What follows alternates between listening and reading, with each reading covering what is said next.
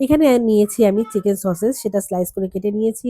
নিয়েছি চিকেন বল, সেটাও স্লাইস করে কেটে নিয়েছি।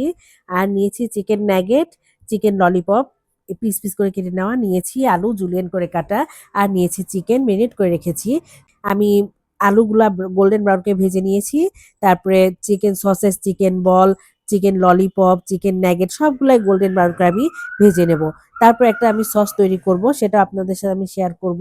তো আমি এটা চিকেন মিট বক্স বানাচ্ছি। আসলে চিকেন মিট বক্সটা আমার বাচ্চারা অনেক পছন্দ করে। ওরা বাইরে যেয়ে খায়। তবে ওখানে এত উপকরণ ওরা ইউজ করে না। ওরা জাস্ট চিকেন, আলু দিয়ে ওরা হচ্ছে মাখিয়ে দেয়। তো আমি বাসায় করছি ওদের জন্য এইভাবে। তো এখানে আমি সসটা বানাচ্ছি। সসেসের মধ্যে আমি দিয়েছি tomato sauce, sweet chilli sauce আর মেয়োনিজ। মেয়োনিজটা আমার বাচ্চারা খুব পছন্দ করে। এজন্য সবকিছুর আইটেমেই আমি মেয়োনিজটা ইউজ করার চেষ্টা করি। যাই হোক, আমি খুব ভালো করে সসটা ফেটিয়ে নিব।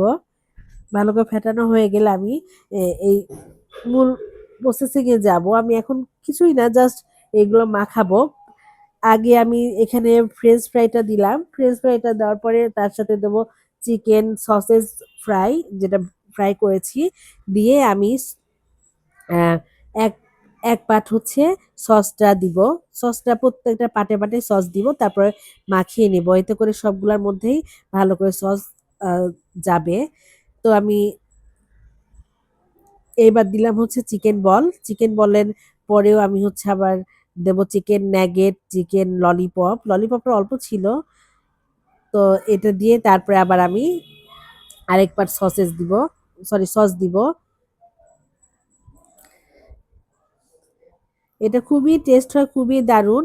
এটা আমি করার পরে আমার বাচ্চারা এত পছন্দ করছে, ওরা বলে যে, "আম্মা আর আমরা বাইরে যেয়ে কিনে খাবো না।" আসলে হোমমেড খাবার সবসময় অনেক টেস্ট হয়। তো আমি সস আরেক পাট দিয়ে আমি বাকি যে আমার চিকেন বল ছিল সেটা দিয়ে দিলাম। চিকেন বল দেওয়ার পর আমি আরেকবার সসের দিচ্ছি, লেয়ার দিচ্ছি। সসের লেয়ার দেওয়ার পরে আমি যে ভেজে রেখেছিলাম কর্নফ্লাওয়ার কোট করে যে চিকেনগুলাও দিয়ে দিলাম। দিয়ে সস বাকিটা আমি দিয়ে দিচ্ছি। দিয়ে আমি খুব ভালো করে এটা এখন হালকা হাতে মিশিয়ে নেব। বেশি জোরে মিশানো যাবে না।